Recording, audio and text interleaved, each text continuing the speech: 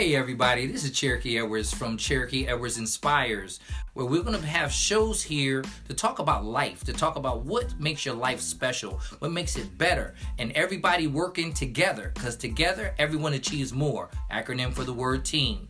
Stay tuned and let's get it on.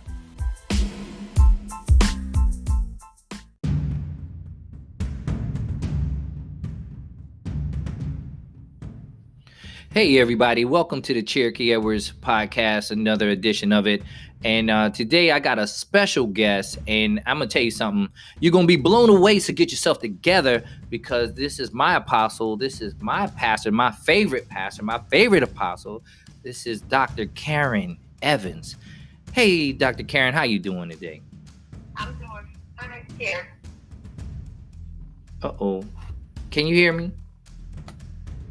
Yes, I can hear you. Oh, okay. I want to make sure we clear on that. So you're doing good, you said? I'm doing good. It's a good day to be alive. Thank God for another day. That's right. I'm good. That's right. Giving us another day so we can bask in his glory and get it done, get something done. Right. Man. Yes. So tell me how you've been holding up with the pandemic. What's been going on in your direction over there in Fayetteville, North Carolina? Oh my goodness, it's been a blessing. I always look at the scripture that says all things work together for the good to them that love God and are called according to his purpose. So for me, really nothing has changed except for the fact you can't, socialize with people or that social distancing. Right. But other than that, everything has remained the same for me. I'm blessed. I'm enjoying this time. It gives me more time to spend with the Lord. It gives me more time to just, have some refreshing. And I'm just enjoying it. So it's nothing major that has happened that's devastated my life. God is blessed. My family is healthy. Everybody's safe and well. So in Fayetteville, my church, everybody's doing great. So we thank the Lord. Awesome. And I tell you, I love the sermons you give. I watch them from here in Virginia. I love watching you go to work. You're amazing. And I want everybody in our audience, I want our listeners to know how amazing you are. So thank you so much for taking this time. And I know you're still busy, even though this pandemic has you inside a lot. I know you still do a lot. So thank you for taking this time with me today. Oh, yes. Yes, you're welcome. Glad to be here. Right. Well, I guess we're going to jump right in. The water's warm. Tell us a little bit. I know you've been a master of some businesses too, but I know we want to talk about your walk with God right off the bat. So tell us a little bit about the name of the church and the ministry that you provide. Okay, so let me go back and start when I first came to the Lord. I was 11 years old. I received Jesus as my personal Savior at 11 years old. I preached my first message for Children's Day at the age of 12, and I got licensed to preach at the age of 13. So this year we'll make 45 years 43 years that I've been preaching, for 45 years of me being saved. So that's been my life's work.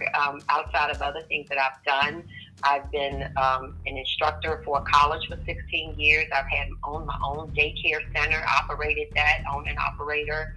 I've done so many different things. I've had my consulting business where I go in and train prospective daycare providers and directors and train them.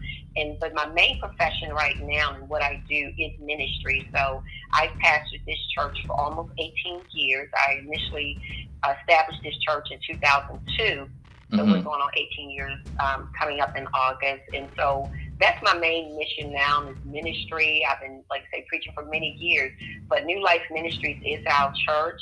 We're located in Fayetteville, North Carolina, 2015 Murchison Road. And I've been, as I said, pastored this church for almost 18 years. We have a Bible college, which I'm the president of. I also have a show that I do called The Stand, which I'm, of course, that's my own Karen L. Evans show.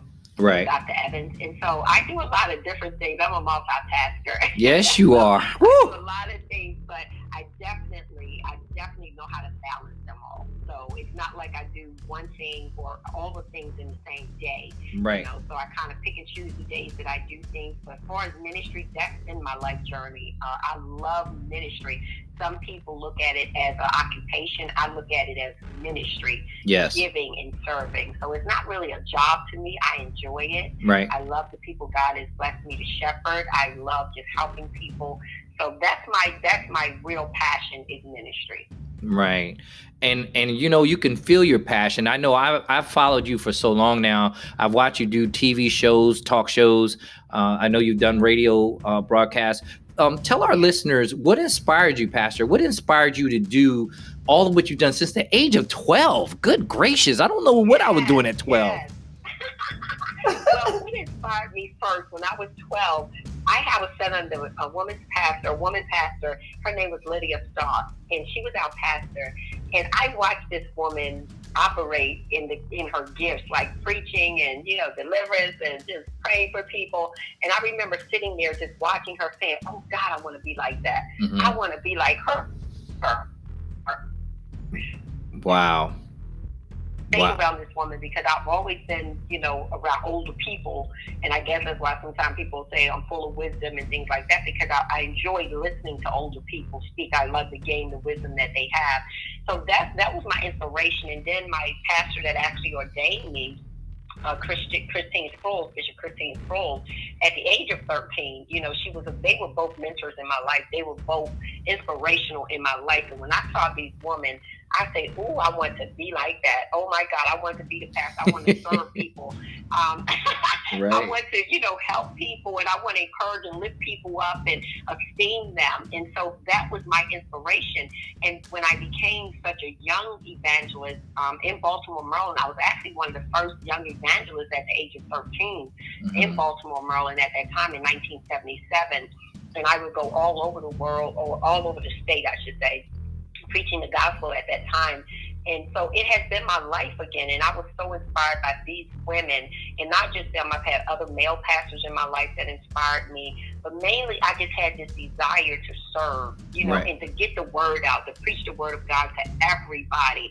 So that's my inspiration. I just love it. They have been my inspiration, and to this day, I am still going forward. It's like I just started yesterday. I'm still excited. And you look like you just started yesterday too. Yeah, and all these years you putting out there, people be like, "Oh, y'all can hear the energy in this pastor right here." And I'm gonna tell you something. You sit underneath her and listen to her, you gonna get sparked. So, Pastor, as inspirational as you are and have become over these decades of mastering your craft and carving yourself out, how do you inspire? And how would you inspire those that are trying to find their way? What would you say to them? Well, I tell people they have to find what their passion is. Mm-hmm. They have to find what they enjoy. Because, there are so many people that work and don't like their job. Right. There are so many people that do things because somebody told them they had to be this, that, or the other. For me, you have to find what you love, what you have a passion for, and make it the best. And for me, I have so many different things that I do that I have a passion for. Amen. So, Amen. like the college, being an instructor, that's one of my passions. I love teaching. I love training. Mm-hmm. And then with my show, I love talking to people. So I think you have to find your passion and what you love to do, and whatever it is that you do, work towards that. Never give up on it. Right. And don't fear. And even in our passion and things that we aspire to do, sometimes you're going to have some trials and tribulations that come along with that. Right. Nothing comes easy. Right. Nothing comes easy. But if you keep your focus and not be distracted by all the obstacles, the trials or things that come your way, but keep it in your view and go for it. And I tell people, never let anybody take your dream from you. Whatever your dream is, whatever your goal is, then you need to stick with that. And no matter what it takes, you strive for it until you get it. Amen. It's your reality. It's nobody else's reality. It's yours. Your dream can become a reality, but you have to fight for it. You have to work for it. It doesn't come easy. It Right. definitely doesn't come easy. But I would encourage people to get what's in your spirit, have a purpose for your life. Don't just do things to be doing them to please other people. Even my sons, I tell them, as much as I love my sons, I always inspire them to go after what they desire, not what I want you to do, not what I want you to be, but whatever your desire is. And so, you have to have your own desire, and you have to want to do what your passion is. And when you have a passion for something, you give it your all. Yes, indeed. Yes, indeed. Well, I tell you, we got a little bit more time together. I'm gonna take a break on that note for station identification, and we'll be right back with Apostle Evans. Yes. If you haven't heard about Anchor, it's the easiest way to make a podcast. Let me explain. It's free. There's creation tools that allow you to record and edit your podcast right from your phone or computer. Anchor will distribute your podcast for you, so it can be heard on Spotify, Apple Podcasts, and many more. You can make money from your podcast with no minimum listenership. It's everything you need to make a podcast in one place. Download the free Anchor app or go to anchor.fm to get started. All right. Well, welcome back, everybody, to Cherokee Edwards Podcast. And our special guest today is Apostle Dr. Karen Evans. And we're talking about, what makes her tick, all this beautiful, powerful energy. Pastor, I got to do it. I got to do it. I love your book. Uh-oh. Yeah, we got to go there. I read your book. I love your book. Tell our listeners a little bit about Drip It, Drop It, and Dry It Up. Tell us a little bit about that. Okay, Drip It and Drop It and Dry It Up it's somewhat of my autobiography. It tells about my life. It tells the story of my life as a little girl when I was growing up in Baltimore, Maryland. As I said, I got saved at a very young age. When I tell people that I've been preaching for like 43 years, they'll look at me and say, "Oh my God, you don't even look 43." No, exactly. And when I say that, and it's funny because when people come to my church and they say, "You got to come meet my pastor," they come looking for this old lady. Yeah, right? yeah. And I'm not an old lady. I'm 56 years old, but nobody, they'll look at me and say, "You cannot have been preaching this long." But anyway, the Drip It, Drop It, and Dry It Up book. Yeah, I wrote this book. I used to keep a journal when I was a young girl dating my ex-husband. I used to keep a journal. And I kept that journal from the time, when I was a young girl up until I wrote this book. And so with that, I started to tell my story of what I went through. I was married at a very young age, and my first love, I guess you would say, your first love is, a teenager in high school, sweetheart, and all these things. And so that was my first love. And so I got married at a very young age. I had my children. And I was married for 17.5 years, which was, oh my God, you have to read the book to see the story and see where God has brought me from. Yes, indeed. Definitely brought me from a mighty long way. But I went through so much stuff as a young lady, as a young mother, as a young wife. And I'm telling you, I would tell anybody to wait on God, to wait and please let God bless you with the person you're supposed to be with. He wasn't a bad person overall, but it wasn't for me. And I stayed in a marriage for 18 years, almost 18 years, going through trials and tribulations over and over again, hurts, pain, betrayal, you name it. So the book talks about all of that. It talks about me as a young girl, growing, into who I am today. And without, but I don't say I have any regrets of what I went through, because they have definitely made me who I am. But I thank God that it didn't harm me in a negative way, all the trials and tribulations that I went through. So my book is Drip It. So the Drip It is when I first started crying, because when I think of drip, drop, and dry it up, I'm thinking about tears. Right. So my book is talking about the tears that I shed, in going through so many things as a young girl, as a young mother and wife, and just going through so many things that I had no idea I was going to have to go through. But I do count it a blessing, because it helped me to grow what I'm doing now, ministry, right? Yes. So the Drip It, Drop It. So when I say drip it, I mean, when you first start crying, there's little drips. Right. And the next thing you know, you're dropping them. They're big, Right. They're so big. You're dropping these big, you're just crying so much and drop. Right. But thanks be to God that even though though I went through all that, and I don't want to tell the story because you have to read the book. That's right. God, it's going to inspire you. Yes. It's going to encourage you to know that no matter what you're going through, God is your deliverer. He Amen. will keep you, you know, he will sustain you. He will do everything he needs to do for you. Amen. So the book is drip it, drop it, and dry it up. And then it says, weeping endure for a night, but joy comes in the morning. Woo! So my joy came when God blessed me with my husband, Manny. Mm-hmm. Oh my God, this man brought me back into, like, he ushered me back into the presence of the Lord in the sense of I was by myself and I was okay being by myself, because after what I had gone through, I didn't want to get married again. I didn't want, oh no. Right. He was prophesying to me saying, you're going to get Boaz. I'm like, I don't want one. I don't want a Boaz. After what I've been through, right. I don't want nobody. But I thank God that he loved me enough to show me what true love was. So when he blessed me with Manuel Evans, that was my husband, he blessed me with him. And that's why I call it drip it, drop it, dry it up, because he dried it up for me. Right. He dried Amen. it up. All the things I had been through, all the hurt I had been through, God helped me to get through things. But this man came and dried it up for me. He helped me to love again, and he helped me, and he loved me so much, and it was the best marriage ever. Oh my God, if I could give it to people, I would. If I could pass it around and say, here, take this. Right. It was just an absolute gift from God, you know. But I do want to say, even in going through all that I went through, I thank God for my children, because they were my inspiration. Right. They were my inspiration. When I would look at my sons, I would say, oh my God, I got to strive. I got to continue to go forward. Right. When I looked at them, it made me go forward. But at the end, God blessed me with a wonderful gift of a man, a husband that really loved me like I was the queen. And I still am the queen. Everybody knows that. Yes, indeed. But yes. So he loved me like you're supposed to love your wife. And he did that for me. So I was so blessed. Unfortunately, he passed in 2014. And I mean, I was broken. I was so broken because I could not understand why God had blessed me with this wonderful gift and then take it from me, you know. Right. But all things, again, you know, work out for you. And so I've learned to trust God and believe God. But this book, I'm telling you, if you want this book, you can get it on Amazon. It's on the ebook. You can get it, or you can get it if you wanted me to send it to you. Just email me, learnlove2@gmail.com, which is LURNLUV, the number 2. So this book, it tells my life story and what I've been through. And most people say, you don't look like you've been through nothing. Thank God. That's right. The grace of God. I've been through.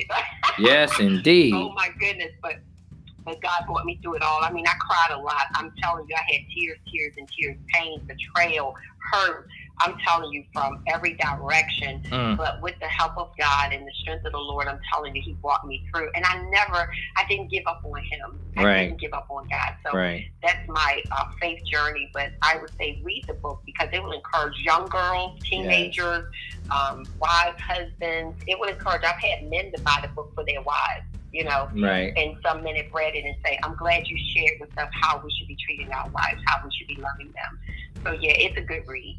Awesome. I'm gonna tell you, and I've read the book, guys. I've read it. Actually, I've read it 3 times, and me and Pastor are very close, and you just feel like you're part of her journey when you read it. So I can definitely, and I'm a big reader, big avid reader, but this is one of those books that holds you, and it takes you through. It's like a movie through pages. So, you know, and I thank you for sharing your stories with us like that too. I mean, because that's a lot. It was deep. You took us into a deep world. Right. Yeah. So tell us about you have a long-term goal. I know that you and I talk, but the listeners don't know you. Tell the listeners about your long-term goal, what you're trying to do with your calling. Well, now I'm at the place where, you know, I've been established for many years by ministry. I've pastored 4 churches over the years of me being in ministry overseas, you know, stationed in Germany. And so coming here, I've pastored 4 churches. But this church, of course, has been my longest, because I established this church from scratch, basically, in 2002. And so we've done a lot. We're in, like, I call it we're in phase 4 of what God is doing for our ministry. Our first phase was when we started the ministry. I had a building that we had, you know, capacity of 50 people. And then we moved on Murchison Road, which was phase 2. Right. We moved on Murchison Road to another building, and different things that God had done for us there. And then phase 3 was when we purchased the building that we're in. And now in 2017, we purchased 16 acres of land.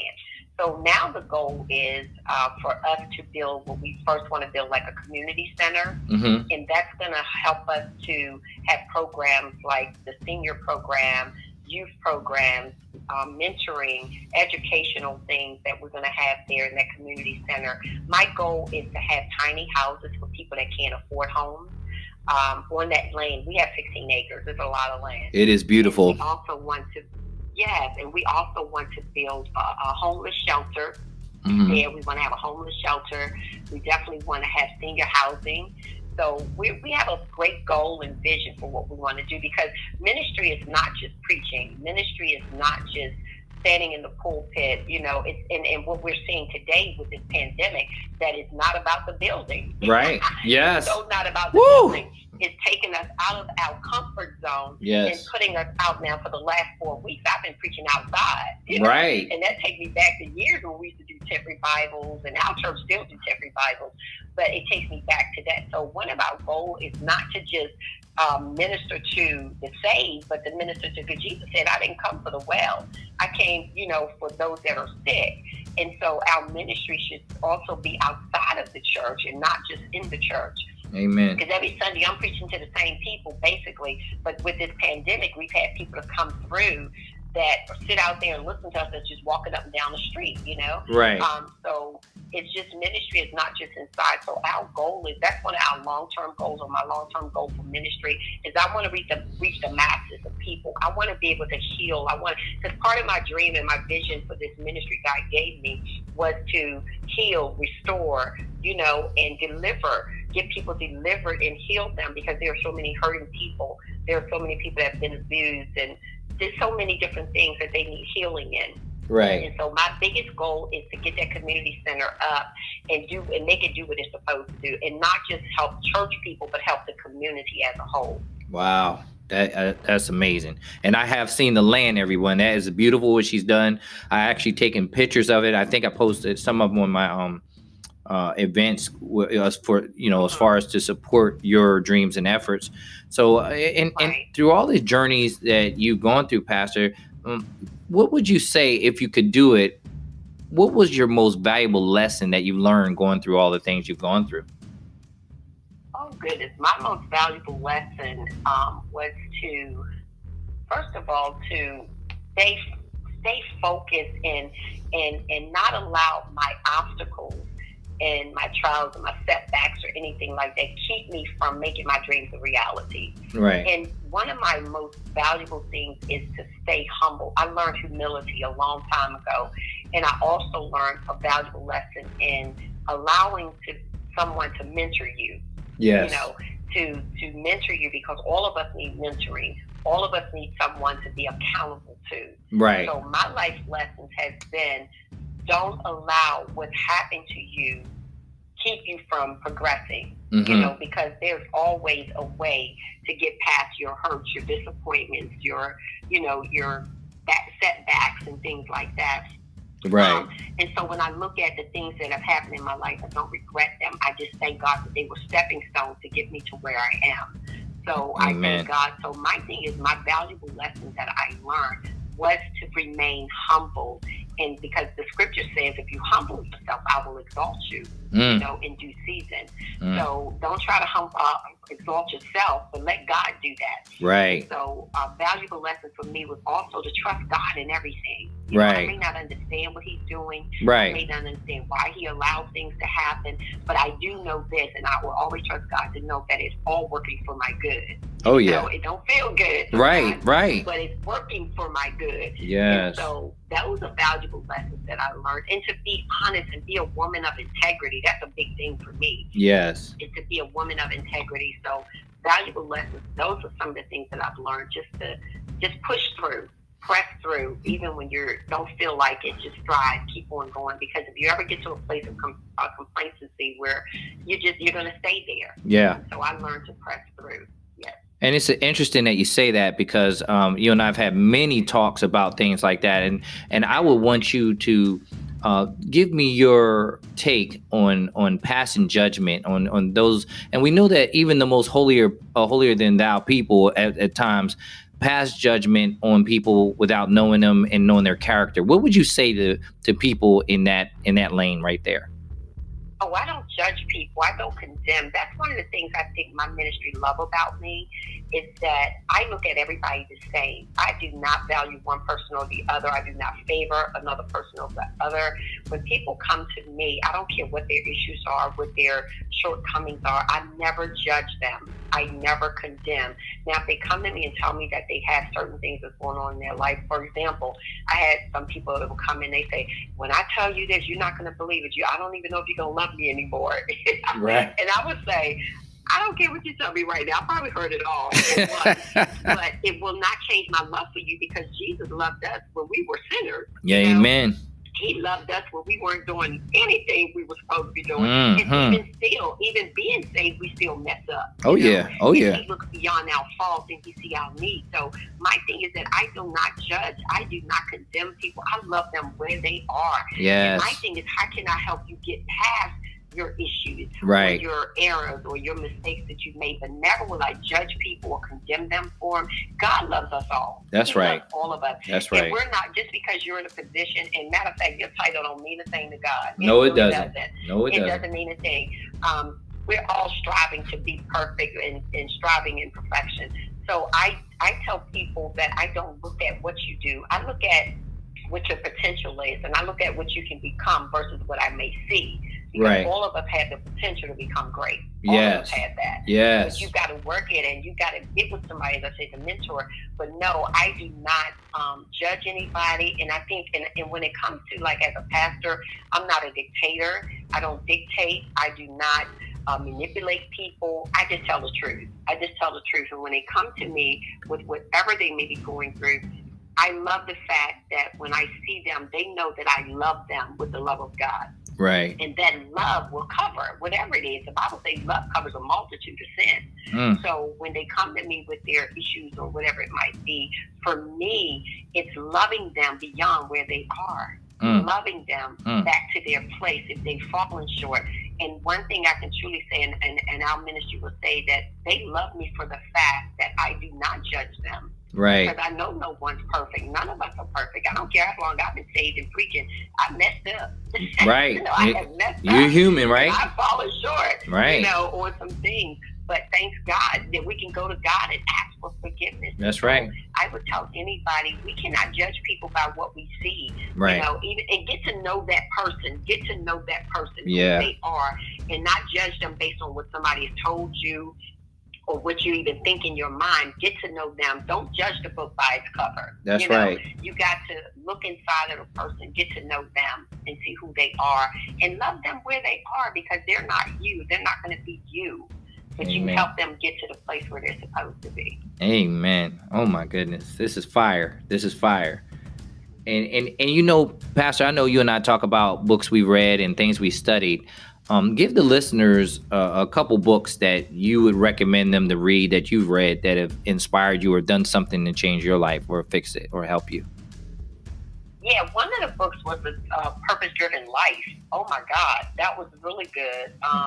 The book is excellent because it gets you to focus on what is your purpose, because some of us don't know what we're purposed to do, right? And that's why you really, that's true. And that's why you keep going around in circles, because you don't know what you're supposed to be doing. That's true. And so you have got to seek and find what your purpose is in life. Now, we all know that God created us to worship Him, right? Yes. We all know that that's what we were created to do. Mm-hmm. But outside of that, what else are we supposed to be doing? Right. Not just sitting here and letting life pass us by.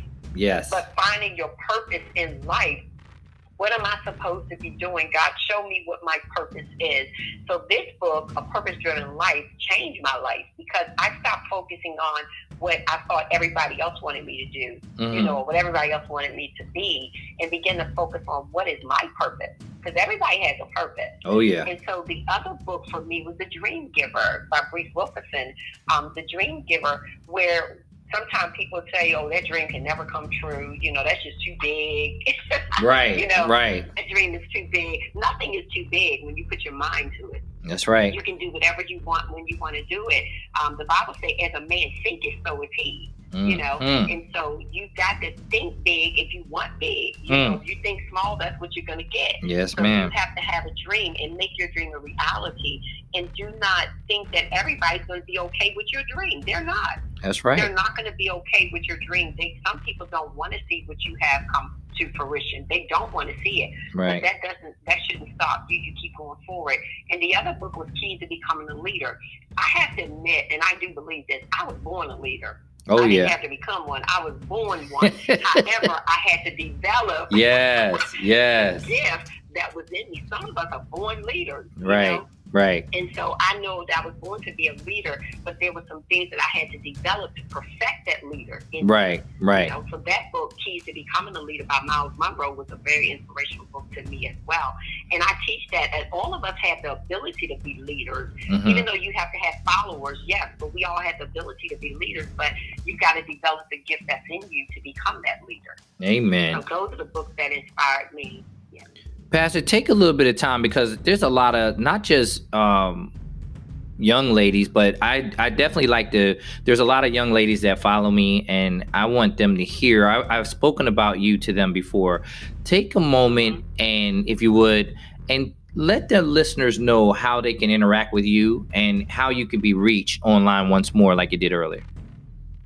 Okay, so you can reach me. I have a Facebook page, Karen L. Evans. You can reach me by Facebook. You can also reach me by Learn Love 2, which is again LURN LUV as in Victor, the number 2 at gmail.com. You can reach me there. You can go to our church website, which is New Life Ministries. Our website, you can go there. Let me pull it up. It's funny that I don't even go to our website that often, but oh, that's okay. I'll put it up there too. So, but yeah. Yeah, it's New Life, HMNC.org. You can go there, and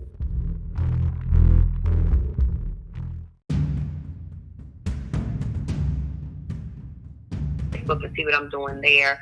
I'm new to Facebook since July, because I was not a social media person, but I had to become one. Right. With all the stuff that I'm doing. So it's and I'm thanking God for that, because look what we're doing. Yeah, amen.